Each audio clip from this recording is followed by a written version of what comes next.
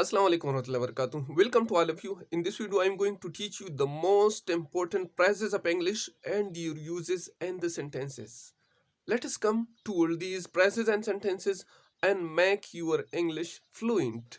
السلام علیکم ورحمۃ اللہ وبرکاتہ دوستانو په دې درس کې مونږ تاسو ته د انګلیسي ژبې اهم پریزز او د هغې په جملو کې استعمال راوړی دی. راځئ د دې جملو او د دې پریزز په مدد سره خپل انګلیش روان کړئ او انګلیش ویل اسان کړئ. فیلینګ سلیپي فیلینګ سلیپي معنا خوب راتلل. مثال زه وایم ماله خوب راځي، زه به وایم I'm feeling sleepy. I'm feeling sleepy. ماله خوب راځي. دغه رنګې که زه وایم چې هغه له خوب ورځي نو زه به وایم He is feeling sleepy. هغه له خوب ورځي. He is feeling sleepy. دویم پریز دی موږ سره suffering from. suffering from معنا مبتلا کېدل. لکه مثال زه وایم هغه په ډېرو رنځونو مبتلا دی، زه به وایم He is suffering from many diseases. He is suffering from هغه مبتلا دی many diseases په ډېرو بیمارو کې. He is suffering from many diseases. هغه په ډېرو رنځونو مبتلا دی. دغه رنګه که مونږ وایو چې هغه په ټي بي مبتلا دی نو بیا به مونږ وایو He is suffering from TB. هغه په ټي بي مبتلا دی. که مونږ وایو چې هغه په تبه مبتلا دی یعنی تبه ده نو مونږ به وایو He is suffering from fever. هغه په تبه مبتلا دی یا د هغه تبه ده. getting rid معنا نجات موندل.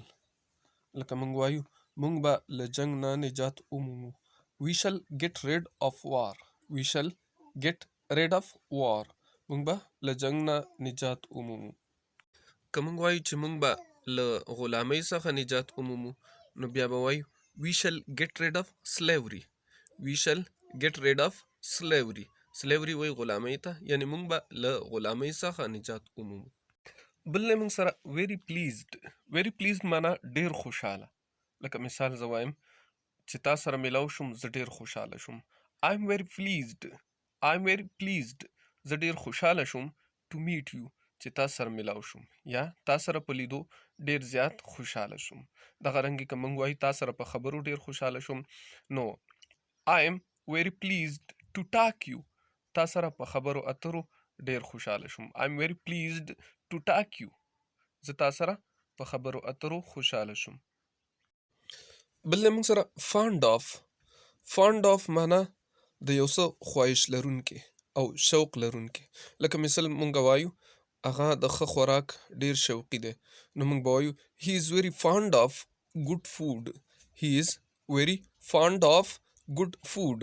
هغه د ښه خوراک ډېر شوقي دی. بل نه موږ سره wrapping around معنا تاوول. لکه مثال یو کس د ځان نه کمبله تاوي یا صادر وغیره تاوي نو موږ به د دې دپاره wrapping around پریز استعمالو. لکه مثال زه وایم علي ځان نه کمبله تاو کړه نو زه به وایم Ali wrapped the blanket around him. Ali wrapped the blanket around him. علي د ځان نه کمبله تاو کړه